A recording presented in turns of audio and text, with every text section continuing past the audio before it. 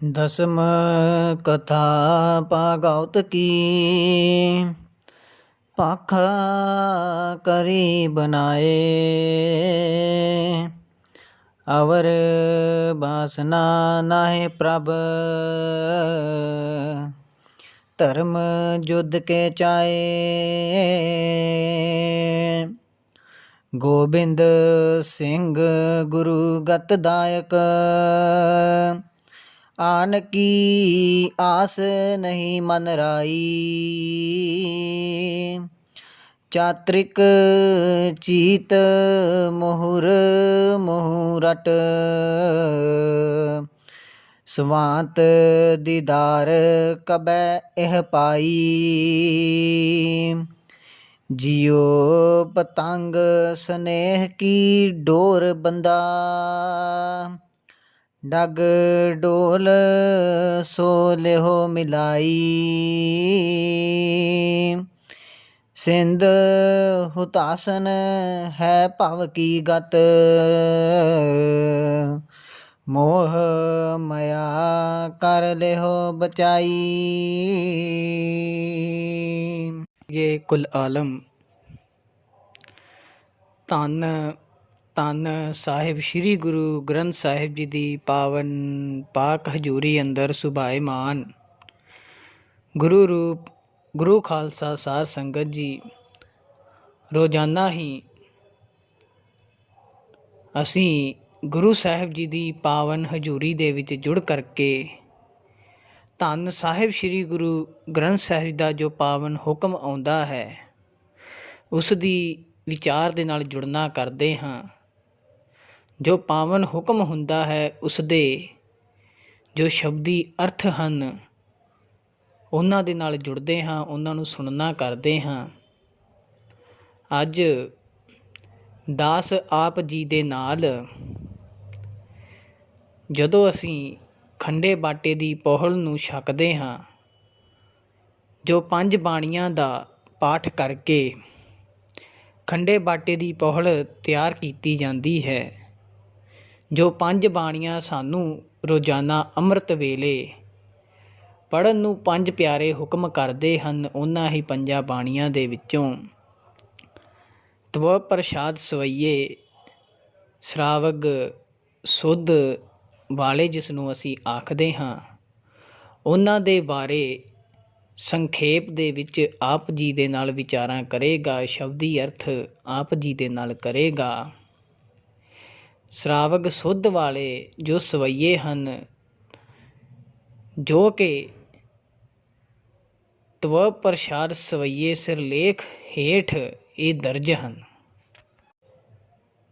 ਅਸੀਂ ਸਭ ਇਹਨਾਂ ਸਵਈਆਂ ਨੂੰ ਪੜ੍ਹਦੇ ਹਾਂ, ਪਰ ਕਦੀ ਇਸ ਨੂੰ ਜਾਣਨ ਦੀ ਖੇਚਲ ਨਹੀਂ ਕਰਦੇ ਕਿ ਹਾਂ ਜੋ 10 ਸਵਈਏ ਅਸੀਂ ਪੜ੍ਹਨਾ ਕਰਦੇ ਹਾਂ, ਇਹ 10 ਸਵਈਏ ਕਿਸ ਬਾਣੀ ਦੇ ਵਿੱਚੋਂ ਆਉਂਦੇ ਹਨ।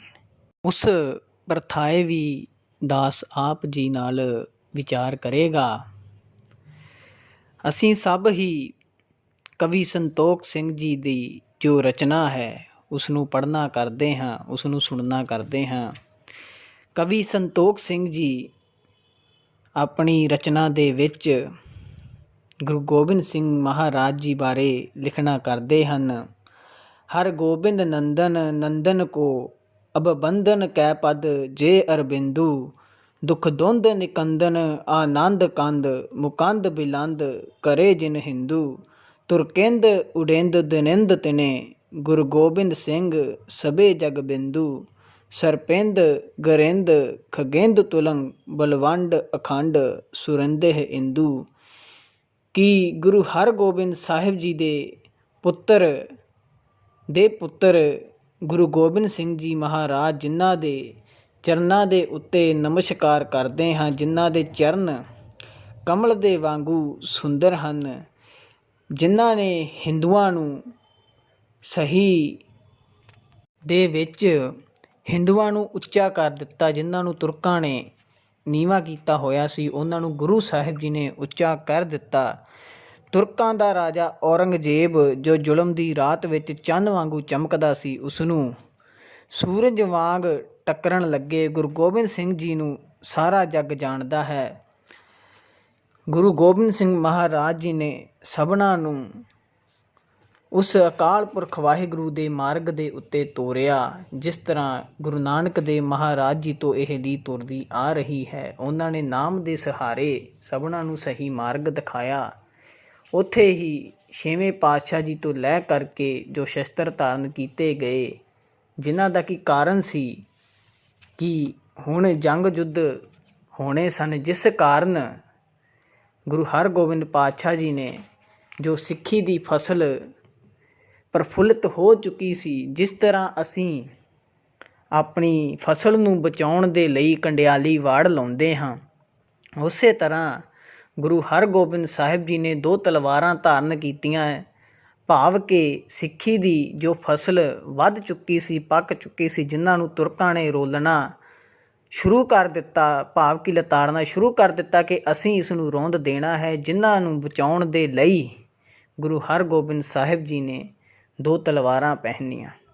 ਗੁਰੂ ਗੋਬਿੰਦ ਸਿੰਘ ਮਹਾਰਾਜ ਜੀ ਨੇ ਵੀ ਸਿੱਖ ਪੰਥ ਨੂੰ ਬਚਾਉਣ ਦੇ ਲਈ ਜੰਗ ਯੁੱਧ ਕੀਤੇ ਅਤੇ ਤੁਰਕਾਂ ਨੂੰ ਖਦੇੜ ਦਿੱਤਾ ਅਤੇ ਹਿੰਦੂਆਂ ਨੂੰ ਵੀ ਜੋ ਉੱਚ ਦਰਜਾ ਹੈ ਉਹ ਦਿਵਾਇਆ। ਕਿਉਂਕਿ ਖਾਲਸਾ ਪੰਥ ਦੇ ਵਿੱਚ ਕੋਈ ਵੀ ਸ਼ਾਮਲ ਹੋ ਸਕਦਾ ਸੀ, ਕੋਈ ਜਾਤ ਧਰਮ ਨਹੀਂ ਸੀ ਦੇਖਿਆ ਜਾਂਦਾ। ਅਸੀਂ ਰੋਜ਼ਾਨਾ ਤਵ ਪ੍ਰਸਾਦ ਸਵਈਆਂ ਨੂੰ ਪੜ੍ਹਦੇ ਹਾਂ, ਇਸ ਦੇ ਨਾਲ ਜੁੜਦੇ ਹਾਂ। ਬਹੁਤ ਲੋਕ ਆਖਦੇ ਹਨ ਕਿ ਦਸਮ ਦੀ ਬਾਣੀ ਨਹੀਂ ਪੜ੍ਹਨੀ ਚਾਹੀਦੀ। ਇਹ ਤਾਂ ਪੰਥਕ ਮਸਲੇ ਹਨ। ਦਾਸ ਇਸ ਪਰ ਥਾਏ ਕੁਛ ਨਹੀਂ ਕਹਿੰਦਾ ਕਿ ਹਾਂ ਪੜ੍ਹੋ ਜਾਂ ਨਾ ਪੜ੍ਹੋ, ਪਰ ਪੰਥ ਨੇ ਜਿਨ੍ਹਾਂ ਬਾਣੀਆਂ ਦੀ ਸਾਨੂੰ ਹਦਾਇਤ ਕੀਤੀ ਹੈ, ਅੰਮ੍ਰਿਤ ਛਕਾਉਣ ਸਮੇਂ ਜੋ ਬਾਣੀਆਂ ਉਹ ਪੜ੍ਹਦੇ ਹਨ, 5 ਪਿਆਰਿਆਂ ਨੇ ਜੋ ਬਾਣੀਆਂ ਸਾਨੂੰ ਪੜ੍ਹਨ ਨੂੰ ਆਖਿਆ ਹੈ, ਉਹਨਾਂ ਪਰ ਥਾਏ ਦਾਸ ਵਿਚਾਰ ਜ਼ਰੂਰ ਕਰੇਗਾ ਕਿ ਸਾਨੂੰ ਇਹ ਬਾਣੀਆਂ ਪੜ੍ਹਨੀਆਂ ਚਾਹੀਦੀਆਂ ਹਨ। ਦਾਸ ਵਿਚਾਰਾਂ ਦੀ ਜੋ ਆਪ ਜੀ ਨਾਲ ਸਾਂਝ ਪਾਏਗਾ, ਤਵ ਪ੍ਰਸਾਦ ਸਵਈਆਂ ਬਾਰੇ ਆਪ ਜੀ ਨਾਲ ਜੋ ਵੀ ਵਿਚਾਰ ਕਰੇਗਾ, ਕੋਈ ਦਾਸ ਬਹੁਤਾ ਬੁੱਧੀਵਾਨ ਤਾਂ ਨਹੀਂ ਕਿ ਹਾਂ ਸਭ ਕੁਛ ਸਹੀ ਹੀ ਕਹੇ। ਜੋ ਪੜ੍ਹਿਆ ਹੈ, ਜੋ ਸੁਣਿਆ ਹੈ, ਉਸ ਦੇ ਆਧਾਰ 'ਤੇ ਆਪ ਜੀ ਨਾਲ ਵਿਚਾਰਾਂ ਕਰੇਗਾ। ਵਿਚਾਰਾਂ ਦੀ ਆਰੰਭਤਾ ਤੋਂ ਪਹਿਲਾਂ ਗੁਰਮਰਿਆਦਾ ਨੂੰ ਸਨਮੁਖ ਰੱਖਦੇ ਹੋਏ ਫਤਿਹ ਨਾਲ ਸਾਂਝ ਪਾਈਏ। ਵਾਹਿਗੁਰੂ ਜੀ ਕਾ ਖਾਲਸਾ, ਵਾਹਿਗੁਰੂ ਜੀ ਕੀ ਫਤਿਹ। ਰੋਜ਼ਾਨਾ ਤਵ ਪ੍ਰਸਾਦ ਸਵਈਆਂ ਨੂੰ ਅਸੀਂ ਪੜ੍ਹਦੇ ਹਾਂ, ਪਰ ਇਸ ਬਾਰੇ ਜਾਣਦੇ ਨਹੀਂ ਕਿ ਇਹ ਜੋ 10 ਸਵਈਏ ਅਸੀਂ ਪੜ੍ਹਦੇ ਹਾਂ ਇਹ ਕਿਸ ਬਾਣੀ ਦੇ ਵਿੱਚੋਂ ਹਨ। ਗੁਰੂ ਸਾਹਿਬ ਜੀ ਦੀ ਰਚਨਾ ਹੈ ਅਕਾਲ ਉਸਤਤ। ਸਿਰਲੇਖ ਤੋਂ ਹੀ ਪਤਾ ਲੱਗਦਾ ਹੈ, ਨਾਮ ਤੋਂ ਹੀ ਪਤਾ ਲੱਗਦਾ ਹੈ ਕਿ ਇਸ ਦੇ ਵਿੱਚ ਉਸ ਅਕਾਲ ਪੁਰਖ ਵਾਹਿਗੁਰੂ ਦੀ ਉਸਤਤ ਦੇ ਬਾਰੇ ਦੱਸਿਆ ਗਿਆ ਹੈ। ਉਸ ਅਕਾਲ ਪੁਰਖ ਵਾਹਿਗੁਰੂ ਦੀ ਉਸਤਤੀ ਕੀਤੀ ਗਈ ਹੈ ਇਸ ਬਾਣੀ ਦੇ ਵਿੱਚ। ਅਕਾਲ ਉਸਤਤ ਬਾਣੀ ਦੇ ਸਾਧ ਸੰਗਤ ਜੀ 271 ਛੰਦ ਹਨ, 271 ਪੰਕਤੀਆਂ ਹਨ, ਜਿਸ ਨੂੰ ਅਸੀਂ ਬੰਦ ਵੀ ਆਖ ਦਿੰਦੇ ਹਾਂ, ਪੰਕਤੀਆਂ ਵੀ ਆਖ ਦਿੰਦੇ ਹਾਂ, ਪੌੜੀਆਂ ਵੀ ਆਖ ਦਿੰਦੇ ਹਾਂ। ਅਧੂਰਾ ਗੁਰੂ ਸਾਹਿਬ ਜੀ ਨੇ ਇਸ ਲਈ ਛੱਡ ਦਿੱਤਾ, 272 ਇਸ ਲਈ ਨਹੀਂ ਕੀਤੇ, ਇੱਕ ਜੋ ਬੰਦ ਹੈ ਉਸ ਨੂੰ ਇਸ ਲਈ ਅਧੂਰਾ ਛੱਡਿਆ ਕਿਉਂਕਿ ਉਹਨਾਂ ਨੇ ਸਾਨੂੰ ਇਹ ਸਮਝਾਉਣਾ ਚਾਹਿਆ ਕਿ ਉਸ ਪੂਰੇ ਗੁਰੂ ਦੀ ਉਪਮਾ ਕੋਈ ਪੂਰੀ ਨਹੀਂ ਕਰ ਸਕਦਾ। ਜਿਤਨੀ ਵੀ ਕਰ ਲਓ ਤੁਸੀਂ, ਆਪਣੀ ਸਮਰੱਥਾ ਅਨੁਸਾਰ, ਸੂਝ ਅਨੁਸਾਰ ਜਿਤਨੀ ਮਰਜ਼ੀ ਉਪਮਾ ਕਰ ਲਓ, ਉਸ ਦੀ ਪ੍ਰਸ਼ੰਸਾ ਕਰ ਲਓ, ਪਰ ਪੂਰੀ ਨਹੀਂ ਕਰ ਸਕਦੇ, ਕਿਉਂਕਿ ਉਹ ਸ਼ਖਸੀਅਤ ਬਹੁਤ ਵੱਡੀ ਹੈ ਜਿਸ ਨੇ ਸਾਰੀ ਸ੍ਰਿਸ਼ਟੀ ਦੀ ਰਚਨਾ ਕੀਤੀ ਹੈ। ਇਤਨੇ ਜੀਵ ਉਪਾਏ ਹਨ, ਸਭਨਾਂ ਨੂੰ ਰਿਜ਼ਕ ਵੀ ਦੇ ਰਿਹਾ ਹੈ, ਪਾਲਣਾ ਵੀ ਕਰ ਰਿਹਾ ਹੈ। ਸਭ ਨੂੰ ਪਾਲਣ ਵਾਲਾ ਆਪ ਹੈ, ਜੀਵਨ ਦਾਤਾ ਉਹ ਹੈ ਜੋ ਉਸ ਦੇ ਹੁਕਮ ਦੇ ਵਿੱਚ ਇਹ ਪ੍ਰਕਿਰਤੀ ਚੱਲ ਰਹੀ ਹੈ, ਇਹ ਕੁਦਰਤ ਚੱਲ ਰਹੀ ਹੈ, ਉਸ ਨੂੰ ਚਲਾਉਣ ਵਾਲਾ ਪ੍ਰਭੂ ਪਰਮਾਤਮਾ ਅਕਾਲ ਪੁਰਖ ਆਪ ਹੈ। ਉਸ ਦੀ ਉਪਮਾ ਨੂੰ ਕੋਈ ਕਿਵੇਂ ਪੂਰਾ ਕਰ ਸਕਦਾ ਹੈ? ਜਿਸ ਦੇ ਹੁਕਮ ਦੇ ਨਾਲ ਅਸੀਂ ਇਸ ਜਹਾਨ 'ਤੇ ਆਏ ਹਾਂ, ਉਸ ਦੀ ਉਪਮਾ ਨੂੰ ਕਿਵੇਂ ਪੂਰਨ ਕਰ ਦਈਏ ਕਿ ਉਸ ਦੀ ਉਪਮਾ ਨੂੰ, ਉਸ ਦੀ ਪ੍ਰਸ਼ੰਸਾ ਨੂੰ, ਉਸ ਦੇ ਗੁਣਾਂ ਨੂੰ ਕੋਈ ਪੂਰਾ ਨਹੀਂ ਲਿਖ ਸਕਦਾ, ਕਿਤਨਾ ਵੀ ਵੱਡਾ ਕਿਉਂ ਨਾ ਹੋਵੇ। ਉਹ ਕੇਵਲ ਆਪ ਹੀ ਪੂਰਾ ਹੈ, ਤੇ ਜੋ ਪੂਰਾ ਹੈ ਉਹੀ ਪੂਰੇ ਦੇ ਨਾਲ ਸਾਨੂੰ ਮਿਲਾ ਸਕਦਾ ਹੈ। ਪੜ੍ਹਦੇ ਤਾਂ ਹਾਂ, ਪੂਰਾ ਪ੍ਰਭ ਆਰਾਧਿਆ, ਪੂਰਾ ਜਾ ਕਾ ਨਾਉ, ਸਤਿਗੁਰ ਪੂਰਾ ਪਾਇਆ, ਪੂਰੇ ਕੇ ਗੁਣ ਗਾਓ। ਉਸ ਦਾ ਨਾਮ ਪੂਰਾ ਹੈ, ਉਸ ਦੇ ਨਾਮ ਨੂੰ ਧਿਆਵਾਂਗੇ ਤਾਂ ਪੂਰੇ ਗੁਰੂ ਨੂੰ ਪਾ ਸਕਦੇ ਹਾਂ। ਪਰ ਅਸੀਂ ਜਿਨ੍ਹਾਂ ਵਿਚਾਰਾਂ ਦੇ ਵਿੱਚ ਫਸ ਚੁੱਕੇ ਹਾਂ, ਵਾਦਾਂ ਵਿਵਾਦਾਂ ਦੇ ਵਿੱਚ ਫਸ ਚੁੱਕੇ ਹਾਂ, ਉਹਨਾਂ ਤੋਂ ਬਾਹਰ ਨਿਕਲਾਂਗੇ ਤਾਂ ਪੂਰੇ ਨੂੰ ਪਾ ਸਕਦੇ ਹਾਂ, ਨਹੀਂ ਤੇ ਨਹੀਂ। ਸਾਨੂੰ ਚਾਹੀਦਾ ਹੈ ਕਿ ਗੁਰੂ ਦੀ ਬਾਣੀ ਨੂੰ ਸਤਿਕਾਰ ਸਹਿਤ ਪੜ੍ਹਦਾ। ਅਸੀਂ ਪੜ੍ਹਦੇ ਹਾਂ, ਪੜ੍ਹਨਾ ਹੈ ਤੇ ਪੜ੍ਹਾਉਣਾ ਵੀ ਹੈ,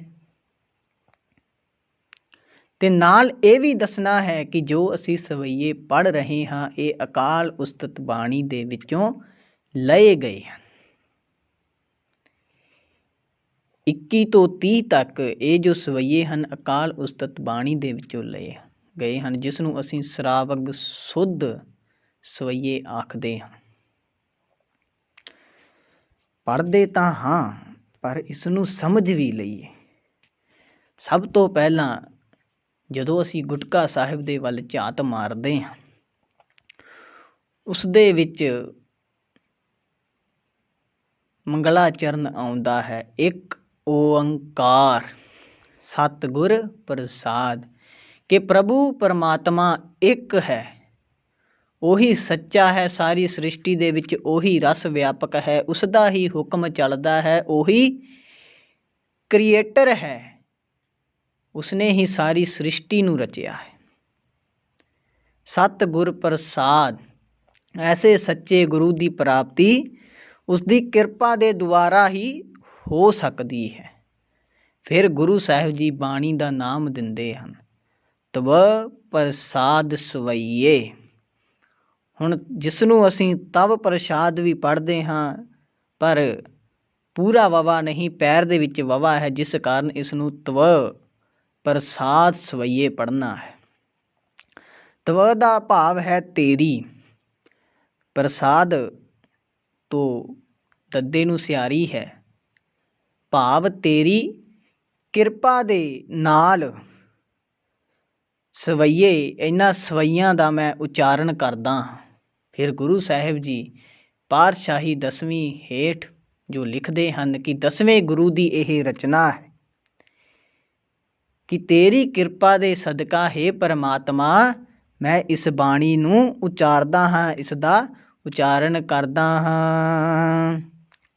ਸਰਾਵਗ ਸੁਧ ਸਮੂਹ ਸਿਧਾਨ ਕੇ, ਦੇਖ ਫਿਰਿਓ ਕਰ ਜੋਗ ਜਤੀ ਕੇ। ਸੂਰ ਸੁਰਾਰਦਨ ਸੁਧ ਸੁਧਾਦਿਕ, ਸੰਤ ਸਮੂਹ ਅਨੇਕ ਮਤੀ ਕੇ। ਸਾਰੇ ਹੀ ਦੇਸ ਕੋ ਦੇਖ ਰਹਿਓ ਮਤ, ਕੋ ਨ देखित प्राणपति के। श्री भगवान की पाए कृपा हूते, एक रति बिन एक रति के। ਗੁਰੂ ਸਾਹਿਬ ਜੀ ਪ੍ਰਥਮ ਸਵਈਏ ਦੇ ਵਿੱਚ ਸਾਨੂੰ ਸਮਝਾਉਣਾ ਕਰਦੇ ਹਨ ਕਿ ਹੇ ਭਾਈ, ਮੈਂ ਸਾਰੇ ਜਗਤ ਦਾ ਭ੍ਰਮਣ ਕੀਤਾ ਹੈ। ਸਰਾਵਗ ਭਾਵ ਬੋਧੀ ਭਿਕਸ਼ੂ, ਕਿ ਜਿਤਨੇ ਵੀ ਪੁੰਨ ਆਤਮਾ ਵਾਲੇ ਬੋਧੀ ਭਿਕਸ਼ੂ, ਪੁੱਗੇ ਹੋਏ ਜੋਗੀਆਂ ਦੇ ਟੋਲੇ, ਜੋਗੀਆਂ ਤੇ ਬ੍ਰਹਮਚਾਰੀਆਂ ਦੇ ਡੇਰੇ ਹਨ, ਉਹਨਾਂ ਨੂੰ ਮੈਂ ਵੇਖ ਚੁੱਕਿਆ ਹਾਂ। ਸਰਾਵਗ ਸੁਧ ਸਮੂਹ ਸਿਧਾਨ ਕੇ, ਦੇਖ ਫਿਰਿਓ ਕਰ ਜੋਗ ਜਤੀ ਕੇ, ਕਿ ਮੈਂ ਸਾਰੇ ਹੀ ਟੋਲਿਆਂ ਨੂੰ, ਬ੍ਰਹਮਚਾਰੀਆਂ ਨੂੰ, ਭਿਕਸ਼ੂ ਸਾਧੂਆਂ ਨੂੰ ਦੇਖ ਚੁੱਕਿਆ ਹਾਂ। ਸੂਰ ਸੁਰਾਰਦਨ ਸੁਧ ਸੁਧਾਦਿਕ, ਸੰਤ ਸਮੂਹ ਅਨੇਕ ਮਤੀ ਕੇ, ਕਿ ਸੂਰਮੇ, ਦੈਂਤ, ਪਵਿੱਤਰ ਅੰਮ੍ਰਿਤ ਪੀਣ ਵਾਲੇ ਦੇਵਤੇ ਤੇ ਹੋਰ ਕਈ ਮਤਾਂ ਦੇ, ਮਤਾਂਤਰਾਂ ਦੇ ਸੰਤਾਂ ਦੇ ਟੋਲੇ ਵੀ ਮੈਂ ਵੇਖ ਆਇਆ ਹਾਂ। ਸਾਰੇ ਹੀ ਦੇਸ ਕੋ ਦੇਖ ਰਹੇ ਹੋ ਮਤ, ਕੋਊ ਨਾ ਦੇਖੀਅਤ ਪ੍ਰਾਣਪਤੀ ਕੇ, ਕਿ ਮੈਂ ਸਾਰੇ ਹੀ ਦੇਸ਼ਾਂ ਦੇ ਮਤ ਮਤਾਂਤਰ ਵੇਖ ਚੁੱਕਾ ਹਾਂ, ਪਰ ਕੋਈ ਵੀ ਮਤ ਐਸਾ ਨਹੀਂ ਵੇਖਿਆ ਜੋ ਉਸ ਇੱਕ ਜਿੰਦ ਦੇ ਮਾਲਕ ਪ੍ਰਭੂ ਦਾ ਬਣਨ ਦੀ ਜਾਚ ਸਿਖਾਵੇ। ਗੁਰੂ ਸਾਹਿਬ ਜੀ ਸਾਨੂੰ ਸਮਝਾ ਰਹੇ ਹਨ ਕਿ ਭਾਈ ਮੈਂ ਹਰ ਜਗ੍ਹਾ ਘੁੰਮ ਲਿਆ ਹੈ, ਭਿਕਸ਼ੂਆਂ ਨੂੰ ਵੇਖ ਲਿਆ, ਬ੍ਰਹਮਚਾਰੀਆਂ ਨੂੰ ਵੇਖ ਲਿਆ, ਜੋ ਆਪਣੇ ਆਪ ਨੂੰ ਪੁੱਗੇ ਹੋਏ ਜੋਗੀ ਆਖਦੇ ਹਨ ਉਹਨਾਂ ਨੂੰ ਵੇਖ ਲਿਆ, ਜੋ ਆਪਣੇ ਆਪ ਨੂੰ ਦੇਵਤੇ ਦੈਂਤ ਆਖਦੇ ਹਨ, ਅੰਮ੍ਰਿਤ ਪੀਣ ਵਾਲੇ ਦੇਵਤੇ ਹਨ, ਉਹਨਾਂ ਸਭਨਾਂ ਨੂੰ ਦੇਖ ਲਿਆ ਹੈ, ਪਰ ਕੋਈ ਵੀ ਮੈਨੂੰ ਐਸਾ ਨਹੀਂ ਮਿਲਿਆ ਜੋ ਉਸ ਜਿੰਦ ਦੇ ਮਾਲਕ ਜਿਸਨੇ ਇਸ ਸ੍ਰਿਸ਼ਟੀ ਦੀ ਰਚਨਾ ਕੀਤੀ ਹੈ, ਜੋ ਕ੍ਰੀਏਟਰ ਆਫ ਗੋਡ ਸਾਡਾ ਪਰਮਾਤਮਾ ਹੈ, ਉਸ ਨੂੰ ਕੋਈ ਮਿਲਾਉਣ ਵਾਲਾ ਨਹੀਂ ਮਿਲਿਆ। ਫਿਰ ਗੁਰੂ ਸਾਹਿਬ ਜੀ ਸਵਈਏ ਦੀ ਅੰਤਲੀ ਪੰਕਤੀ ਦੇ ਵਿੱਚ ਕੀ ਫਰਮਾਉਂਦੇ ਹਨ? ਸ਼੍ਰੀ ਭਗਵਾਨ ਕੀ ਭਾਏ ਕਿਰਪਾ ਹੂੰ ਤੇ, ਏਕ ਰਤੀ ਬਿਨ ਏਕ ਰਤੀ ਕੇ, ਕਿ ਜੇ ਭਗਵਾਨ ਵਿੱਚ ਉਸ ਪ੍ਰਭੂ ਦੇ ਵਿੱਚ ਅਕਾਲ ਪੁਰਖ ਦੇ ਵਿੱਚ ਵਾਹਿਗੁਰੂ ਦੇ ਵਿੱਚ ਸਾਡੀ ਸ਼ਰਧਾ ਨਹੀਂ ਬਣੀ, ਜੇਕਰ ਉਸ ਅਕਾਲ ਪੁਰਖ ਦੀ ਸਾਡੇ ਤੇ ਮਿਹਰ ਦੀ ਨਜ਼ਰ ਨਹੀਂ ਹੋਈ, ਜੇ ਇੱਕ ਪ੍ਰਭੂ ਦੇ ਪਿਆਰ ਤੋਂ ਅਸੀਂ ਦੂਰ ਰਹੇ, ਉਸ ਦੇ ਨਾਲ ਪ੍ਰੇਮ ਨਹੀਂ ਪਾ ਸਕੇ, ਤਾਂ ਇਹਨਾਂ ਸਾਰੇ ਹੋਰ ਕਿਤਨੇ ਵੀ ਮਤਾਂ ਮਤਾਂਤਰ ਹਨ, ਧਰਮ ਹਨ, ਜੋਗੀ ਹਨ, ਬ੍ਰਹਮਚਾਰੀ ਹਨ, ਕੋਈ ਵੀ ਹਨ, ਕੋਈ ਵੀ ਉਸ ਦਾ ਮੁੱਲ ਇੱਕ ਰੱਤੀ ਜਿੰਨਾ ਵੀ ਨਾ ਸਮਝੋ, ਜਿਸ ਦੇ ਉੱਤੇ ਉਸ ਪ੍ਰਭੂ ਦੀ ਕਿਰਪਾ ਨਹੀਂ, ਚਾਹੇ ਕਿਸੇ ਵੀ ਮਤ ਦਾ ਹੋਵੇ, ਕਿਸੇ ਵੀ ਧਰਮ ਦਾ ਹੋਵੇ, ਜਾਤ ਦਾ ਹੋਵੇ, ਵਰਨ ਦਾ ਹੋਵੇ, ਭਿਕਸ਼ੂ ਹੋਵੇ, ਚਾਹੇ ਬ੍ਰਹਮਚਾਰੀ ਹੋਵੇ, ਜੋਗੀ ਹੋਵੇ, ਜਿਤਨੀ ਦੇਰ ਤੱਕ ਉਸ ਦੇ ਉੱਤੇ ਪ੍ਰਭੂ ਦੀ ਭਾਏ ਕਿਰਪਾ ਨਹੀਂ ਹੁੰਦੀ, ਪ੍ਰੇਮ ਦੀ ਕਿਰਪਾ ਨਹੀਂ ਹੁੰਦੀ, ਉਸ ਦੀ ਨਜ਼ਰ ਨਹੀਂ ਹੁੰਦੀ, ਉਤਨੀ ਦੇਰ ਤੱਕ ਆਪਣੇ ਜੀਵਨ ਦਾ ਜੋ ਮੁੱਲ ਹੈ ਉਹ ਤੁਸੀਂ ਇੱਕ ਰੱਤੀ ਦੇ ਬਰਾਬਰ ਸਮਝੋ। ਰੱਤੀ ਜਿੰਨਾ ਵੀ, ਜਿੱਦਾਂ ਆਪਾਂ ਆਖ ਦਿੰਦੇ ਹਾਂ ਕਿ ਇਹ ਚੀਜ਼ ਤੇ ਰੱਤੀ ਭਰ ਵੀ ਨਹੀਂ, ਉਹਨਾਂ ਕੁ ਅਸੀਂ ਆਪਣੀ ਜ਼ਿੰਦਗੀ ਨੂੰ ਸਮਝ ਲਈਏ, ਕਿਉਂਕਿ ਸਾਡੀ ਇਸ ਜ਼ਿੰਦਗੀ ਤੇ ਇਸ ਜੀਵਨ ਦੇ ਉੱਤੇ, ਇਸ ਮਨੁੱਖ ਦੇ ਉੱਤੇ ਜਾਂ ਇਸ ਧਰਮ ਦੇ ਉੱਤੇ ਜੋ ਉਸ ਪ੍ਰਭੂ ਦੀ ਨਜ਼ਰ ਦੇ ਵਿੱਚ ਨਹੀਂ ਆਏ, ਭਾਵ ਕਿ ਪਖੰਡ ਅਸੀਂ ਕਰ ਲਏ, ਬਥੇਰੇ ਢੋਂਗ ਪਖੰਡ ਕੀਤੇ, ਪਰ ਉਸ ਪ੍ਰਭੂ ਦੀ ਨਜ਼ਰ ਦੇ ਵਿੱਚ ਅਸੀਂ ਨਹੀਂ ਆ ਸਕੇ। ਕਿਉਂ? ਕਿਉਂਕਿ ਅਸੀਂ ਪਖੰਡ ਕਰ ਰਹੇ ਸੀ। ਜੇਕਰ ਪ੍ਰੇਮਾ ਭਗਤੀ ਦੇ ਨਾਲ ਕਰਦੇ ਤਾਂ ਪ੍ਰਭੂ ਸਾਡੇ ਤੇ ਨਜ਼ਰ ਜ਼ਰੂਰ ਕਰਦਾ, ਆਪਣੀ ਨਦਰ ਕਰਦਾ, ਮਿਹਰ ਕਰਦਾ ਤੇ ਅਸੀਂ ਤਰ ਜਾਂਦੇ। ਪਰ ਜਿੰਨੀ ਦੇਰ ਤੱਕ ਉਹਦੀ ਕਿਰਪਾ ਹਾਸਲ ਨਹੀਂ ਹੋਈ, ਉਤਨੀ ਦੇਰ ਤੱਕ ਇਸ ਜੀਵਨ ਨੂੰ, ਇਸ ਜ਼ਿੰਦਗੀ ਨੂੰ ਅਸੀਂ ਇੱਕ ਰੱਤੀ ਦੇ ਬਰਾਬਰ, ਇੱਕ ਛਿਣ ਦੇ ਬਰਾਬਰ ਸਮਝੀਏ। ਇਸ ਲਈ ਸਾਨੂੰ ਸਾਧ ਸੰਗਤ ਜੀ ਇਹ ਚਾਹੀਦਾ ਹੈ ਕਿ ਅਸੀਂ ਢੋਂਗ ਪਖੰਡਾਂ ਨੂੰ ਛੱਡ ਕੇ ਉਸ ਗੁਰੂ ਦੇ ਚਰਨਾਂ ਦੇ ਨਾਲ ਜੁੜਨਾ ਕਰੀਏ। ਅਗਲੇ ਸਵਈਏ ਦੇ ਵਿੱਚ ਗੁਰੂ ਸਾਹਿਬ ਜੀ ਸਾਨੂੰ ਕੀ ਸਮਝਾਉਂਦੇ ਹਨ, ਉਸ ਦੇ ਪਰਥਾਏ ਜੋ ਗੁਰੂ ਸਾਹਿਬ ਜੀ ਸਾਨੂੰ ਦੱਸ ਰਹੇ ਹਨ, ਉਸ ਅਕਾਲ ਪੁਰਖ ਦੀ ਜੋ ਉਸਤਰ ਸਾਨੂੰ ਸਮਝਾ ਰਹੇ ਹਨ, ਉਸ ਦੇ ਬਾਰੇ ਵਿਚਾਰ ਕਰਨ ਤੋਂ ਪਹਿਲਾਂ ਦਾਸ ਆਪ ਜੀ ਦੇ ਤੇ ਗੁਰੂ ਸਾਹਿਬ ਜੀ ਦੇ ਚਰਨਾਂ ਦੇ ਵਿੱਚ ਇੱਕ ਬੇਨਤੀ ਕਰਦਾ ਹੈ ਕਿ ਕੋਈ ਦਾਸ ਬਹੁਤਾ ਉੱਘਾ ਵਿਦਵਾਨ ਜਾਂ ਬਹੁਤ ਵੱਡਾ ਕਥਾਵਾਚਕ ਨਹੀਂ, ਦਾਸ ਵੀ ਇੱਕ ਛੋਟਾ ਜਿਹਾ ਗੁਰੂ ਦਾ ਸੇਵਕ ਹੈ, ਜੋ ਗੁਰੂ ਦੇ ਹੁਕਮ ਦੇ ਅਨੁਸਾਰ ਜਿਤਨੀ ਕੁ ਗੁਰੂ ਨੇ ਦਾਸ ਨੂੰ ਬੁੱਧੀ ਦਿੱਤੀ ਹੈ, ਉਤਨੀ ਕੁ ਤੁਸ਼ ਬੁੱਧੀ ਦੀ ਬਦੌਲਤ ਆਪ ਜੀ ਨਾਲ ਵਿਚਾਰ ਕਰਦਾ ਹੈ। ਕੋਈ ਬਹੁਤਾ ਦਸਮ ਗ੍ਰੰਥ ਦਾ, ਗਿਆਨ ਦਾ, ਵਿਦਵਤਾ ਦਾ ਧਾਰਨੀ ਨਹੀਂ ਕਿ ਹਾਂ ਮੈਂ ਸੰਪੂਰਨ ਗ੍ਰੰਥ ਨੂੰ ਘੋਲ ਕੇ ਪੀ ਲਿਆ ਹੈ। ਜਿਸ ਤਰ੍ਹਾਂ ਅਸੀਂ ਵਿਦਵਾਨਾਂ ਨੂੰ ਆਖਦੇ ਹਾਂ ਕਿ ਹਾਂ ਬਹੁਤ ਸੁੰਦਰ ਵਿਚਾਰ ਕਰ ਰਿਹਾ ਹੈ, ਇਸਨੇ ਤਾਂ ਗ੍ਰੰਥ ਘੋਲ ਕੇ ਪੀ ਲਏ ਹਨ, ਦਾਸ ਦੇ ਕੋਲ ਇਤਨੀ ਸ਼ਮਤਾ ਨਹੀਂ। ਜਿਤਨੀ ਕੁ ਸੂਝ ਗੁਰੂ ਸਾਹਿਬ ਜੀ ਨੇ ਬਖਸ਼ੀ ਹੈ, ਉਤਨੀ ਕੁ ਸੂਝ ਦੀ ਸਮਝ ਦੀ ਬਦੌਲਤ ਆਪ ਜੀ ਦੇ ਨਾਲ ਵਿਚਾਰ ਕਰ ਰਿਹਾ ਹੈ। ਵਿਚਾਰ ਦੇ ਵਿੱਚ ਏਕ ਨਹੀਂ ਅਨੇਕ ਭੁੱਲਾਂ ਹੋ ਸਕਦੀਆਂ ਹਨ, ਕਿਉਂਕਿ ਦਾਸ ਕੋਈ ਬਹੁਤਾ ਵੱਡਾ ਕਥਾਵਾਚਕ ਨਹੀਂ ਹੈ ਜਾਂ ਗਿਆਨਵਾਨ ਵਿਅਕਤੀ ਨਹੀਂ, ਵਿਦਿਆਰਥੀ ਹੈ, ਸਿੱਖਿਆਰਥੀ ਹੈ, ਕਿਉਂਕਿ ਸਿੱਖ ਦਾ ਕੰਮ ਹੀ ਹੈ ਸਿੱਖਦੇ ਰਹਿਣਾ। ਜਿਸ ਦਿਨ ਅਸੀਂ ਸਿੱਖਣਾ ਛੱਡ ਦਿੱਤਾ, ਉਸ ਦਿਨ ਅਸੀਂ ਸਿੱਖ ਨਹੀਂ ਅਖਵਾਵਾਂਗੇ। ਕਿਉਂਕਿ ਅਸੀਂ ਨਵੀਂ ਤੋਂ ਨਵੀਂ ਗੱਲ ਸਿੱਖਣੀ ਹੈ। ਦਾਸ ਜੋ ਸਿੱਖ ਰਿਹਾ ਹੈ, ਜੋ ਉਸ ਦੀ ਸਮਝ ਹੈ, ਸੂਝ ਹੈ, ਉਸ ਦੀ ਬਦੌਲਤ ਆਪ ਜੀ ਨਾਲ ਵਿਚਾਰ ਵਟਾਂਦਰਾ ਕਰ ਰਿਹਾ ਹੈ। ਗੁਰੂ ਸਾਹਿਬ ਜੀ ਅਗਲੇ ਸਵਈਏ ਦੇ ਵਿੱਚ ਸਾਨੂੰ ਕੀ ਸਮਝਾਉਂਦੇ ਹਨ? ਮਾਤੇ ਮਤੰਗ ਜਰੇ ਜ਼ਰ ਸੰਗ, ਅਨੂਪ ਉਤੰਗ ਸੁਰੰਗ ਸਵਾਰੇ। ਕਿ ਹੇ ਭਾਈ, ਜੋ ਸੋਨੇ ਦੇ ਗਹਿਣਿਆਂ ਦੇ ਨਾਲ ਸਜਾਏ ਹੋਏ ਬੇਮਿਸਾਲ ਉੱਚੇ ਕੱਦ ਵਾਲੇ ਤੇ ਸੋਹਣੇ ਰੰਗਾਂ ਨਾਲ ਸਵਾਰੇ ਹੋਏ ਮਸਤ ਹਾਥੀ ਹੋਣ। ਕਿ ਇੱਕ ਰਾਜਾ ਹੈ, ਮਤੰਗ ਹਾਥੀ ਨੂੰ ਕਹਿੰਦੇ ਹਨ, ਕਿ ਉਸਦੇ ਕੋਲ ਇੱਕ ਹਾਥੀ ਹੈ, ਬਹੁਤ ਸੁੰਦਰ ਰੰਗ ਵਾਲਾ ਹੈ, ਜਿਸ ਨੂੰ ਉਹ ਬਹੁਤ ਗਹਿਣਿਆਂ ਦੇ ਨਾਲ ਸਵਾਰ ਕੇ ਸਜਾ ਕੇ ਰੱਖਦਾ ਹੈ, ਪਰ ਉਸਦਾ ਕੋਈ ਲਾਭ ਨਹੀਂ। ਕੋਟ ਤੁਰੰਗ ਕੁਰੰਗ ਸੇ ਕੂਦਤ, ਪਾਉਣ ਕੇ ਗੌਣ ਕੋ ਜਾਤ ਨਿਵਾਰੇ। ਕਿ ਜੇ ਕਰੋੜਾਂ ਹੀ ਘੋੜੇ ਹੋਣ ਜੋ ਹਿਰਨਾਂ ਵਾਂਗ ਕੁੱਦਦੇ ਹੋਣ ਤੇ ਇਤਨੇ ਤੇਜ਼ ਚੱਲਦੇ ਹੋਣ ਕਿ ਹਵਾ ਦੀ ਚਾਲ ਨੂੰ ਵੀ ਮਾਤ ਕਰੀ ਜਾਣ, ਕਿ ਇਤਨੇ ਸੁੰਦਰ ਘੋੜੇ ਵੀ ਹੋਣ ਜੋ ਹਵਾ ਨੂੰ ਵੀ ਮਾਤ ਪਾ ਦੇਣ, ਪਰ ਉਸਦਾ ਵੀ ਕੋਈ ਲਾਭ ਨਹੀਂ। ਭਾਰੀ ਭੁਜਾਨ ਕੇ ਭੂਪ ਭਲੀ ਬਿਦ, ਨਿਆਵਤ ਸੀਸ ਨਾ ਜਾਤ ਵਿਚਾਰੇ।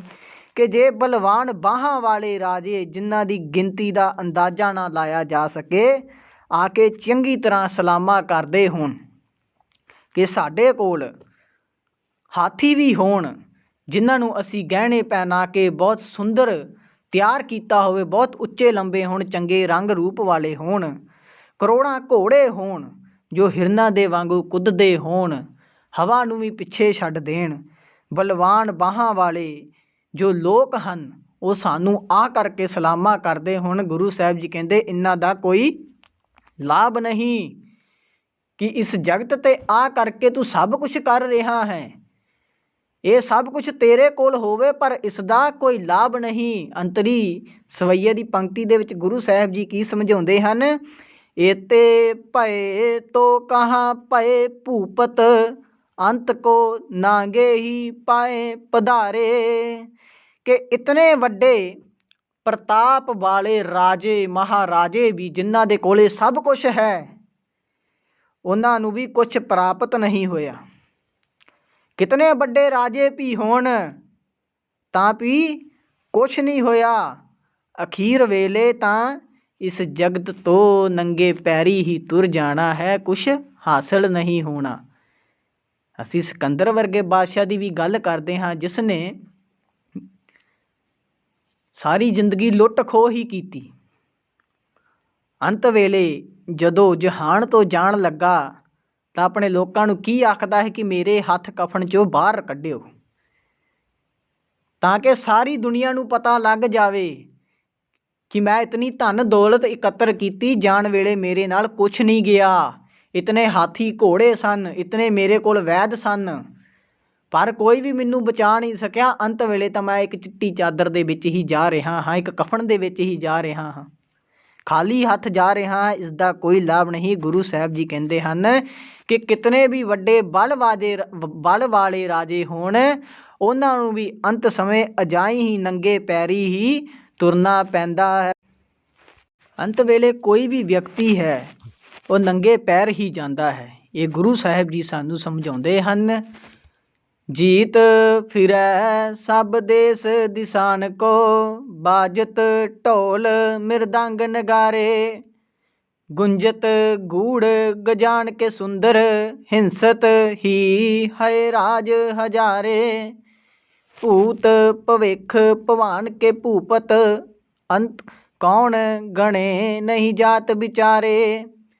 ਸ਼੍ਰੀਪਤ ਸ਼੍ਰੀ ਭਗਵਾਨ ਭਜੇ ਬਿਨ, ਅੰਤ ਕੋ ਅੰਤ ਕੇ ਧਾਮ ਸਿਧਾਰੇ। ਤੀਸਰੇ ਸਵਈਏ ਦੇ ਵਿੱਚ ਸਾਹਿਬ ਸ਼੍ਰੀ ਗੁਰੂ ਗੋਬਿੰਦ ਸਿੰਘ ਜੀ ਮਹਾਰਾਜ ਸਾਨੂੰ ਸਮਝਾਉਣਾ ਕਰਦੇ ਹਨ ਕਿ ਜੇ ਕਈ ਦੇਸ਼ ਦੇਸ਼ਾਂਤਰਾਂ ਨੂੰ ਜਿੱਤਦੇ ਫਿਰਨ, ਕਿਉਂਕਿ ਰਾਜਿਆਂ ਦਾ ਕੰਮ ਹੈ ਜੰਗ ਯੁੱਧ ਕਰਨਾ, ਕਈ ਦੇਸ਼ ਦੇਸ਼ਾਂਤਰਾਂ ਨੂੰ ਜਿੱਤ ਲੈਣ, ਉਹਨਾਂ ਦੇ ਦਰਵਾਜ਼ਿਆਂ ਦੇ ਉੱਤੇ ਢੋਲ ਮਿਰਦੰਗ ਤੇ ਧੌਂਸੇ ਵੀ ਵੱਜਦੇ ਰਹਿਣ, ਢੋਲ ਵੀ ਵੱਜਦੇ ਰਹਿਣ। ਤਬੇਲਿਆਂ ਦੇ ਵਿੱਚ ਸੁੰਦਰ ਹਾਥੀਆਂ ਦੇ ਟੋਲੇ ਗੜਗੱਜ ਪਏ ਹੋਣ ਤੇ ਹਜ਼ਾਰਾਂ ਸੁੰਦਰ ਘੋੜੇ ਹਿਣਕਦੇ ਹੋਣ।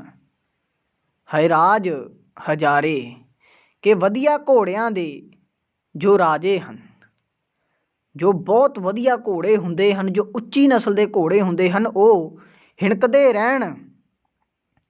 ਅਜਿਹੇ ਪ੍ਰਤਾਪ ਵਾਲੇ ਰਾਜੇ ਜੋ ਭੂਤ ਕਾਲ ਦੇ ਵਿੱਚ ਵੀ ਸਨ, ਭਵਿੱਖ ਦੇ ਵਿੱਚ ਵੀ ਹੋਣਗੇ, ਭਵਾਨ ਭਾਵ ਕਿ ਹੁਣ ਵੀ ਹੋ ਸਕਦੇ ਹਨ, ਕਿ ਜਿਨ੍ਹਾਂ ਦੀ ਕੋਈ ਗਿਣਤੀ ਨਾ ਕਰ ਸਕੇ, ਅੰਦਾਜ਼ਾ ਵੀ ਨਾ ਲਾ ਸਕੇ। ਇਸ ਵੇਲੇ ਵੀ ਅਜਿਹੇ ਪ੍ਰਤਾਪ ਵਾਲੇ ਬੇਅੰਤ ਰਾਜੇ ਹਨ, ਅਗਾਮੀ ਆਉਣ ਵਾਲੇ ਸਮੇਂ ਦੇ ਵਿੱਚ ਹੋਣ। ਤਾਂ ਵੀ ਕੀ ਹੋਇਆ? ਇਸ ਸਾਰੀ ਮਾਇਆ ਦੇ ਮਾਲਕ ਪਰਮਾਤਮਾ ਦਾ ਸਿਮਰਨ ਕਰਨ ਤੋਂ ਬਿਨਾ ਆਖਰ ਇਹ ਰਾਜੇ ਵੀ ਜਮਪੁਰੀ ਨੂੰ ਹੀ ਜਾਂਦੇ ਹਨ। ਅੰਤ ਕੋ ਨਾਂਗੇ ਹੀ ਪਾਏ ਪਦਾਰੇ, ਕਿ ਨੰਗੇ ਪੈਰੀ ਤੁਰ ਜਾਂਦੇ ਹਨ। ਦੂਸਰੀ ਸਵਈਏ ਦੇ ਵਿੱਚ ਗੁਰੂ ਸਾਹਿਬ ਜੀ ਨੇ ਸਾਨੂੰ ਸਮਝਾਇਆ ਹੈ, ਅੰਤ ਕੋ ਨਾਂਗੇ ਹੀ ਪਾਏ ਪਧਾਰੇ, ਕਿ ਨੰਗੇ ਪੈਰ ਹੀ ਜਾਂਦੇ ਹਨ। ਤੇ ਤੀਸਰੇ ਸਵਈਏ ਦੇ ਵਿੱਚ ਗੁਰੂ ਸਾਹਿਬ ਜੀ ਕੀ ਸਮਝਾ ਰਹੇ ਹਨ? ਸ਼੍ਰੀਪਤ ਸ਼੍ਰੀ ਭਗਵਾਨ ਭਜੇ ਬਿਨ ਅੰਤ ਕੋ ਅੰਤ ਕੇ ਧਾਮ ਸਿਧਾਰੇ। ਇਤਨਾ ਬੜਾ ਰਾਜਾ ਹੈ, ਸਭ ਕੁਝ ਉਸਦੇ ਪਾਸ ਹੈ, ਪਰ ਜਿਤਨੀ ਦੇਰ ਤੱਕ ਪ੍ਰਭੂ ਨੂੰ ਸਿਮਰਦਾ ਨਹੀਂ, ਉਸ ਦਾ ਸਿਮਰਨ ਨਹੀਂ ਕਰਦਾ, ਉਸਦੇ ਨਾਮ ਨੂੰ ਨਹੀਂ ਧਿਆਉਂਦਾ, ਉਸ ਜਿੰਦ ਦੇ ਮਾਲਕ ਪ੍ਰਭੂ ਦੇ ਨਾਮ ਨੂੰ ਧਿਆਉਣਾ ਨਹੀਂ ਕਰਦਾ, ਆਖਰਕਾਰ ਉਹ ਵੀ ਮੌਤ ਦੇ ਵਸ ਪੈ ਜਾਂਦਾ ਹੈ। ਤੇ ਇਹ ਅਸ਼ਵ ਰੱਜ ਜੋ ਉਸਦੇ ਘੋੜੇ ਹਨ, ਜੋ ਹਾਥੀ ਹਨ, ਜੋ ਬਲ ਹੈ, ਜੋ ਉਸਦੇ ਦੇਸ਼ ਦਿਸ਼ਾਂਤਰ ਜਿੱਤਣ ਦੇ ਉੱਤੇ ਢੋਲ ਮਿਰਦੰਗ ਨਗਾਰੇ ਵੱਜਦੇ ਸਨ, ਉਸਦਾ ਜਿਤਨਾ ਵੀ ਪ੍ਰਤਾਪ ਹੈ ਸਾਰਾ ਇੱਥੇ ਹੀ ਧਰਿਆ ਰਹਿ ਜਾਂਦਾ ਹੈ। ਤੀਰਥ ਨਾਨ ਦਇਆ ਦਮਦਾਨ, ਸੋ ਸੰਜਮ ਨੇਮ ਅਨੇਕ ਬਿਸੇਖੈ। ਵੇਦ ਪੁਰਾਣ ਕਤੇਬ ਕੁਰਾਨ, ਜਮੀਨ ਜਮਾਨ ਸਬਾਨ ਕੇ ਪੇਖੈ। ਪੌਣ ਆਹਾਰ ਜਤੀ ਜਤ ਧਾਰ, ਸਬੈ ਸੋ ਵਿਚਾਰ ਹਜ਼ਾਰ ਕ ਦੇਖੈ। ਸ਼੍ਰੀ ਭਗਵਾਨ ਭਜੇ ਬਿਨ ਭੂਪਤ, ਏਕ ਰਤੀ ਬਿਨ ਏਕ ਨ ਲੇਖੈ। ਤੀਰਥ ਨਾਨ ਦਇਆ ਦਮਦਾਨ, ਸੋ ਸੰਜਮ ਨੇਮ ਅਨੇਕ ਬਿਸੇਖੈ। ਕਿ ਜੇ ਕੋਈ ਮਨੁੱਖ ਤੀਰਥਾਂ ਦੇ ਇਸ਼ਨਾਨ, ਮਨ ਦੇ ਵਿਕਾਰਾਂ ਨੂੰ ਰੋਕਣ ਦੇ ਲਈ ਦਾਨ ਪੁੰਨ, ਮਨ ਦੀ ਇਕਾਗਰਤਾ ਦੇ ਸਾਧਨ ਤੇ ਹੋਰ ਅਨੇਕਾਂ ਉਚੇਚੇ ਸਾਧਨ ਕਰਦਾ ਹੈ, ਪਰ ਇਸ ਦਾ ਕੋਈ ਲਾਭ ਹੀ ਨਹੀਂ। ਕਿਉਂਕਿ ਅਸੀਂ ਤੀਰਥਾਂ 'ਤੇ ਇਸ਼ਨਾਨ ਕਰਦੇ ਹਾਂ, ਉਹ ਤਾਂ ਤਨ ਦੇ ਲਈ ਹਨ, ਕਿ ਤਨ ਸੁੱਚਾ ਹੋ ਗਿਆ। ਮਨ ਤਾਂ ਸਾਡਾ ਸੁੱਚਾ ਨਹੀਂ ਹੋਇਆ, ਇਹ ਤਾਂ ਭਟਕਦਾ ਹੀ ਰਹੇਗਾ। ਕਿ ਤੀਰਥਾਂ 'ਤੇ ਜਿਤਨਾ ਮਰਜ਼ੀ ਅਸੀਂ ਇਸ਼ਨਾਨ ਕਰ ਲਈਏ, ਦਾਨ ਪੁੰਨ ਕਰ ਲਈਏ, ਸੰਜਮ ਭਾਵ ਸਾਧਨ ਜਿਤਨੇ ਮਰਜ਼ੀ ਐਸੇ ਸਾਧਨ ਕਰ ਲਈਏ, ਕੋਈ ਲਾਭ ਨਹੀਂ। ਕਿ ਜੋ ਵਿਅਕਤੀ, ਜੇ ਕੋਈ ਮਨੁੱਖ ਵੇਦ ਪੁਰਾਣ ਕੁਰਾਨ ਆਦਿਕ ਚਾਰੇ ਕਿਤਾਬਾਂ ਤੇ ਸਾਰੀ ਧਰਤੀ ਦੇ ਸਾਰੇ ਹੀ ਧਰਮ ਪੁਸਤਕ ਪੜ੍ਹ ਲਵੇ, ਪੌਣ ਆਹਾਰ ਜਤੀ ਜਤ ਧਾਰ, ਸਭੈ ਸੋ ਵਿਚਾਰ ਹਜ਼ਾਰ ਕੇ ਦੇਖੈ। ਕਿ ਜੋ ਪੌਣ ਆਹਾਰੀ ਹਨ, ਜੋ ਹਵਾ ਦੇ ਆਸਰੇ ਹੀ ਜਿਉਂਦੇ ਰਹਿੰਦੇ ਹਨ, ਨਿਰਾ ਹਵਾ ਦੇ ਆਸਰੇ ਜੋ ਵਿਅਕਤੀ ਜੀਂਦੇ ਹਨ, ਬ੍ਰਹਮਚਾਰੀਆਂ ਵਾਲਾ ਜੀਵਨ ਬਤੀਤ ਕਰਦੇ ਹਨ, ਤੇ ਅਨੇਕਾਂ ਅਜਿਹੇ ਹੋਰ ਕਈ ਵਿਚਾਰ ਸੋਚਦੇ ਰਹਿੰਦੇ ਹਨ ਕਿ ਅਸੀਂ ਆਪਣੇ ਬ੍ਰਹਮਚਰਜ ਨੂੰ ਧਾਰਨ ਕਰਨ ਦੇ ਲਈ, ਲੋਕਾਂ ਦੇ ਵਿੱਚ ਆਪਣੇ ਆਪ ਨੂੰ ਉੱਚਾ ਉਠਾਉਣ ਦੇ ਲਈ, ਆਪਣੇ ਆਪ ਨੂੰ ਉੱਚਾ ਸਾਬਤ ਕਰਨ ਦੇ ਲਈ ਐਸੇ ਹੋਰ ਕਈ ਸਾਧਨ ਕਰ ਲਈਏ, ਇਸ ਦਾ ਕੋਈ ਲਾਭ ਨਹੀਂ ਹੁੰਦਾ। ਗੁਰੂ ਸਾਹਿਬ ਜੀ ਅੰਤਲੀ ਪੰਕਤੀ ਦੇ ਵਿੱਚ ਕੀ ਫਰਮਾਉਂਦੇ ਹਨ? ਸ਼੍ਰੀ ਭਗਵਾਨ ਭਜੇ ਬਿਨ ਭੂਪਤ, ਏਕ ਰਤੀ ਬਿਨ ਏਕ ਨਾ ਲੇਖੈ। ਕਿ ਤਾਂ ਵੀ ਸਾਰੀ ਸ੍ਰਿਸ਼ਟੀ ਦੇ ਮਾਲਕ ਪਰਮਾਤਮਾ ਦਾ ਸਿਮਰਨ ਕਰਨ ਤੋਂ ਬਿਨਾਂ ਪ੍ਰਭੂ ਦੇ ਪਿਆਰ ਤੋਂ ਬਿਨਾ ਉਸ ਦਾ ਇੱਕ ਵੀ ਸਾਧਨ ਕਿਸੇ ਕੰਮ ਨਹੀਂ ਆਉਂਦਾ, ਕਿਸੇ ਲੇਖੇ ਨਹੀਂ ਲੱਗਦੇ। ਚਾਹੇ ਉਹ ਤੀਰਥਾਂ 'ਤੇ ਇਸ਼ਨਾਨ ਕਰ ਲਵੇ, ਦਾਨ ਪੁੰਨ ਕਰ ਲਵੇ, ਕਿਸੇ 'ਤੇ ਤਰਸ ਖਾ ਕੇ ਆਪਣੇ ਮਨ ਨੂੰ ਇਕਾਗਰ ਕਰਨ ਲਈ ਹੋਰ ਕਈ ਸਾਧਨ ਕਰ ਲਵੇ, ਵੇਦ ਪੁਰਾਣ ਕੁਰਾਨਾਂ ਨੂੰ ਪੜ੍ਹ ਲਵੇ, ਸਾਰੇ ਧਰਮ ਦੀਆਂ ਪੁਸਤਕਾਂ ਨੂੰ ਪੜ੍ਹ ਲਵੇ, ਹਵਾ ਦੇ ਆਸਰੇ ਇਕੱਲਾ ਜੀਵਨ ਜੀ ਜਾਵੇ, ਆਪਣਾ ਬ੍ਰਹਮਚਰਜ ਧਾਰਨ ਕਰ ਲਵੇ, ਫਿਰ ਵੀ ਉਸ ਨੂੰ ਕੋਈ ਲਾਭ ਨਹੀਂ, ਜਿਤਨੀ ਦੇਰ ਤੱਕ ਸ੍ਰਿਸ਼ਟੀ ਦੇ ਮਾਲਕ ਪ੍ਰਭੂ ਦੇ ਨਾਮ ਦਾ ਸਿਮਰਨ ਨਹੀਂ ਕਰਦਾ। ਸੁਧ ਸਿਪਾਹ ਦੁਰੰਤ ਦੁਬਾਹ, ਸੋ ਸਾਜ ਸਨਾਹ ਦੁਰਜਾਨ ਦਲੈਂਗੇ। ਭਾਰੀ ਗੁਮਾਨ ਭਰੇ ਮਨ ਮੈਂ, ਕਰ ਪਰਬਤ ਪੰਖ ਹਲੇ ਨਾ ਹਲੈਂਗੇ। ਤੋਰ ਅਰੀਨ ਮਰੋਰਮ ਵਾਸਨ, ਮਾਤੇ ਮਤੰਗਨ ਮਾਨ ਮਲੈਂਗੇ। ਸ਼੍ਰੀਪਤ ਸ਼੍ਰੀ ਭਗਵਾਨ ਕਿਰਪਾ ਬਿਨ, त्याग जहान निधान चलेंगे। सुध सिपाह दुरंत दुबाह, सुसाज सुनाह दुर्जान दलेंगे। कि बहादुर योधे भी जो जिते ना जा सकन, जिन्हां दी झाल मार है झल्ली ना जा सके। जो संजो पहन के रण भूमि विच खंडा खड़का के वैरियां दा नाश कर दिंदे हन, ਇਹਨਾਂ ਨੂੰ ਵੀ ਕੁਛ ਹਾਸਲ ਨਹੀਂ, ਕਿਉਂਕਿ ਨਾਮ ਨੂੰ ਤਾਂ ਇਹਨਾਂ ਨੇ ਵੀ ਨਹੀਂ ਧਿਆਇਆ, ਖੂਨ ਵਹਾਇਆ, ਜੰਗਾਂ ਜਿੱਤ ਲਈਆਂ, ਪਰ ਕੁਛ ਹਾਸਲ ਨਹੀਂ ਹੋਇਆ। ਭਾਰੀ ਗੁਮਾਨ ਭਰੇ ਮਨ ਮੈਂ, ਕਰ ਪਰਬਤ ਪੰਖ ਹਲੇ ਨਾ ਹਲੇਂਗੇ। ਕਿ ਜਿਨ੍ਹਾਂ ਦੇ ਮਨ ਦੇ ਵਿੱਚ ਇਹ ਮਾਣ ਹੰਕਾਰ ਭਰਿਆ ਹੈ ਕਿ ਭਾਵੇਂ ਪਹਾੜ ਵੀ ਖੰਭ ਲਾ ਕੇ ਆਪਣੇ ਟਿਕਾਣੇ ਤੋਂ ਹਿੱਲ ਜਾਣ, ਪਰ ਅਸੀਂ ਰਣ ਭੂਮੀ ਵਿੱਚ ਆਪਣੇ ਜੋ ਕਾਰਜ ਹਨ ਉਹਨਾਂ ਤੋਂ ਨਹੀਂ ਹਿੱਲਾਂਗੇ, ਉਹਨਾਂ ਤੋਂ ਅਸੀਂ ਨਹੀਂ ਹਿੱਲ ਸਕਦੇ। ਅਸੀਂ ਲੜਨਾ ਹੈ, ਲੜਨਾ ਸਾਡਾ ਕੰਮ ਹੈ, ਅਸੀਂ ਲੜਾਂਗੇ। ਪਰਬਤ ਭਾਵੇਂ ਖੰਭ ਲਾ ਕੇ ਉੱਡ ਜਾਵੇ, ਪਰ ਅਸੀਂ ਅੜ ਕੇ ਜੰਗ ਯੁੱਧ ਕਰਨੇ ਹਨ। ਤੋਰ ਅਰੀਨ ਮਰੋਰਮ ਵਾਸਨ, ਮਾਤੇ ਮਤੰਗਨ ਮਾਨ ਮਲੈਂਗੇ। ਕਿ ਜੋ ਆਪਣੇ ਵੈਰੀਆਂ ਨੂੰ ਭੰਨ ਕੇ, ਆਕੀਆਂ ਦੀ ਧੌਣ ਨੂੰ ਮਰੋੜ ਕੇ, ਤੇ ਜੋ ਭੂਤਰੇ ਹੋਏ ਹਾਥੀ ਹਨ, ਮਾਤੇ ਮਤੰਗਣ ਮਾਣ ਮਲੈਂਗੇ। ਕਿ ਜਿਹੜੇ ਹਾਥੀ ਹਨ ਉਹਨਾਂ ਨੇ ਵੀ ਭਾਵ ਜੋ ਮਾਣ ਹਨ ਉਹਨੂੰ ਤੋੜ ਸਕਦੇ ਹਨ।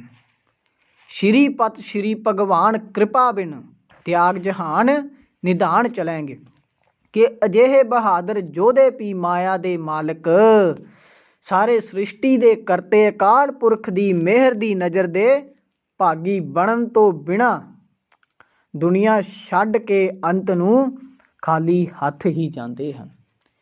ਗੁਰੂ ਸਾਹਿਬ ਜੀ ਨੇ ਉਸ ਅਕਾਲ ਪੁਰਖ ਵਾਹਿਗੁਰੂ ਦੀ ਪ੍ਰਸ਼ੰਸਾ ਕੀਤੀ ਹੈ, ਸਾਨੂੰ ਸਮਝਾਇਆ ਹੈ ਕਿ ਭਾਈ ਉਸ ਪ੍ਰਭੂ ਦੀ ਮਿਹਰ ਤੋਂ ਬਿਨਾਂ ਤੁਸੀਂ ਕੁਛ ਹਾਸਲ ਨਹੀਂ ਕਰ ਸਕਦੇ। ਮੈਂ ਤਾਂ ਸਾਰੇ ਜਗਤ ਦਾ ਭ੍ਰਮਣ ਕਰ ਲਿਆ ਹੈ, ਭਿਕਸ਼ੂਆਂ ਨੂੰ ਵੇਖ ਲਿਆ, ਬ੍ਰਹਮਚਾਰੀਆਂ ਨੂੰ ਵੇਖ ਲਿਆ, ਸੁਧੇ ਹੋਏ ਜੋਗੀਆਂ ਨੂੰ ਦੇਖ ਲਿਆ, ਭਸਮ ਲਗਾਉਣ ਵਾਲਿਆਂ ਨੂੰ ਦੇਖ ਲਿਆ, ਬੜੀ ਰਾਜਿਆਂ ਨੂੰ ਦੇਖ ਲਿਆ, ਜਿਨ੍ਹਾਂ ਦੇ ਕੋਲ ਬੜੇ ਬੜੇ ਹਾਥੀ ਹਨ, ਕਰੋੜਾਂ ਘੋੜੇ ਹਨ, ਕਰੋੜਾਂ ਦੀ ਗਿਣਤੀ ਦੇ ਵਿੱਚ ਜਿਨ੍ਹਾਂ ਦੇ ਕੋਲ ਅਸ਼ਵ ਘੋੜੇ ਹਨ, ਜਿਨ੍ਹਾਂ ਦੇ ਕੋਲ ਬਲੀ ਯੋਧੇ ਹਨ, ਜਿਨ੍ਹਾਂ ਨੇ ਦੇਸ਼ ਦੇਸ਼ਾਂਤਰਾਂ ਨੂੰ ਜਿੱਤਿਆ ਹੈ, ਜਿਨ੍ਹਾਂ ਨੇ ਬੜੇ ਬੜੇ ਪਹਾੜਾਂ ਨੂੰ ਕੁਛ ਨਹੀਂ ਸਮਝਿਆ, ਹਾਥੀਆਂ ਨੂੰ ਧੂਲ ਚਟਾ ਦਿੱਤੀ। ਐਸੇ ਯੋਧਿਆਂ ਨੂੰ ਵੀ ਮੈਂ ਵੇਖਿਆ ਹੈ, ਪਰ ਜਿਤਨੀ ਦੇਰ ਤੱਕ ਉਸ ਵਾਹਿਗੁਰੂ ਅਕਾਲ ਪੁਰਖ ਦੀ ਕਿਰਪਾ ਨਹੀਂ ਹੁੰਦੀ, ਉਸ ਦਾ ਮਿਹਰ ਭਰਿਆ ਹੱਥ ਸਿਰ 'ਤੇ ਨਹੀਂ ਆਉਂਦਾ, ਉਸ ਦੀ ਨਜ਼ਰ ਨਹੀਂ ਹੁੰਦੀ, ਉਤਨੀ ਦੇਰ ਤੱਕ ਅਸੀਂ ਕੁਛ ਹਾਸਲ ਨਹੀਂ ਕਰ ਸਕਦੇ। ਇਹ ਸਾਡਾ ਜੋ ਜੀਵਨ ਹੈ ਨਾਮ ਸਿਮਰਨ ਤੋਂ ਬਿਨਾਂ ਤੇ ਉਸ ਪ੍ਰਭੂ ਦੀ ਨਜ਼ਰ ਤੋਂ ਬਿਨਾਂ ਵਿਅਰਥ ਹੈ। ਸੋ ਸਾਰ ਸੰਗਤ ਜੀ, 5 ਸਵਈਏ ਜਿਤਨੀ ਕੁ ਦਾਸ ਦੀ ਬੁੱਧੀ ਸੀ ਉਤਨੀ ਕੁ ਸਮਝ ਦੇ ਅਨੁਸਾਰ ਆਪ ਜੀ ਨਾਲ ਵਿਚਾਰ ਕੀਤੀ ਹੈ ਸੰਖੇਪ ਦੇ ਵਿੱਚ, ਕਿਉਂਕਿ ਜ਼ਿਆਦਾ ਡੂੰਘਾਈ ਦੇ ਵਿੱਚ ਜਾਣ ਦੀ ਸਮਰੱਥਾ ਦਾਸ ਦੇ ਪਾਸ ਨਹੀਂ, ਇਤਨੀ ਬੁੱਧੀ ਦਾਸ ਦੇ ਕੋਲ ਨਹੀਂ। ਕੇਵਲ ਆਪ ਜੀ ਨਾਲ ਵਿਚਾਰ ਕੀਤੀ ਹੈ ਕਿ ਆਪ ਵੀ ਸਮਝ ਜਾਓ ਕਿ ਦਸਮ ਦੀ ਬਾਣੀ ਗੁਰੂ ਗੋਬਿੰਦ ਸਿੰਘ ਜੀ ਦੀ ਜੋ ਰਚਨਾ ਹੈ, ਦਸਮ ਗ੍ਰੰਥ ਦੀ ਜੋ ਬਾਣੀ ਹੈ, ਇਸ ਨੂੰ ਅਸੀਂ ਪ੍ਰਵਾਨਣਾ ਹੈ ਤਾਂ ਇਹ ਪੰਥਕ ਮਸਲੇ ਹਨ ਸਾਧ ਸੰਗਤ ਜੀ, ਪਰ ਅਸੀਂ ਨਿਰਾਦਰ ਨਹੀਂ ਕਰਨਾ। ਪੰਥ ਜਦੋਂ ਫੈਸਲਾ ਕਰੇਗਾ ਉਦੋਂ ਕਰੇਗਾ, ਸਾਨੂੰ ਜੋ ਫੈਸਲਾ ਕਰਨਗੇ ਪ੍ਰਵਾਨ ਹੈ। ਪਰ ਅਸੀਂ ਕੌਣ ਹੁੰਦੇ ਹਾਂ ਗੁਰੂ ਦੀ ਬਾਣੀ ਨੂੰ ਨਕਾਰਨ ਵਾਲੇ? ਅਸੀਂ ਤਾਂ ਪੜ੍ਹਾਂਗੇ। ਇਸ ਲਈ ਗੁਰੂ ਦੀ ਬਾਣੀ ਦਾ ਨਿਰਾਦਰ ਨਹੀਂ ਕਰਨਾ, ਇਸ ਨੂੰ ਪੜ੍ਹਨਾ ਹੈ, ਸਮਝਣਾ ਹੈ ਅਤੇ ਹੋਰਾਂ ਨੂੰ ਵੀ ਸਮਝਾਉਣਾ ਹੈ ਕਿ ਗੁਰੂ ਸਾਹਿਬ ਜੀ ਨੇ ਸਾਨੂੰ ਕੀ ਸਮਝਾਇਆ ਹੈ। ਦਾਸ ਨੇ ਆਪਣੀ ਤੁਛ ਬੁੱਧੀ ਦੀ ਬਦੌਲਤ ਜਿਤਨਾ ਕੁ ਉਸ ਨੂੰ ਆਉਂਦਾ ਸੀ ਆਪ ਜੀ ਦੇ ਨਾਲ ਵਿਚਾਰ ਕੀਤੀ ਹੈ। ਵਿਚਾਰ ਕਰਦਿਆਂ ਦਾਸ ਦੇ ਕੋਲੋਂ ਏਕ ਨਹੀਂ ਅਨੇਕ ਭੁੱਲਾਂ ਹੋਈਆਂ ਹਨ। ਗੁਰੂ ਸਾਹਿਬ ਜੀ ਅਤੇ ਗੁਰੂ ਕੀ ਸੰਗਤ ਬਖਸ਼ਣ ਯੋਗ ਹੈ, ਹੋਈਆਂ ਬੇਅੰਤ ਭੁੱਲਾਂ ਦੀ ਮਾਫੀ ਬਖਸ਼ਣੀ। ਕੱਲ੍ਹ ਫਿਰ ਇਸੇ ਸਮੇਂ ਅਗਲੇ ਜੋ 5 ਸਵਈਏ ਹਨ ਉਹਨਾਂ ਦੇ ਨਾਲ ਵਿਚਾਰ ਵਟਾਂਦਰਾ ਕਰਾਂਗੇ। ਦਾਸ ਸਾਧ ਸੰਗਤ ਦੇ ਚਰਨਾਂ ਦੇ ਵਿੱਚ ਹਾਜ਼ਰ ਹੋਵੇਗਾ। ਅੰਤ ਦੇ ਵਿੱਚ ਬੁਲਾਓ ਫਤਿਹ। ਵਾਹਿਗੁਰੂ ਜੀ ਕਾ ਖਾਲਸਾ, ਵਾਹਿਗੁਰੂ ਜੀ ਕੀ ਫਤਿਹ।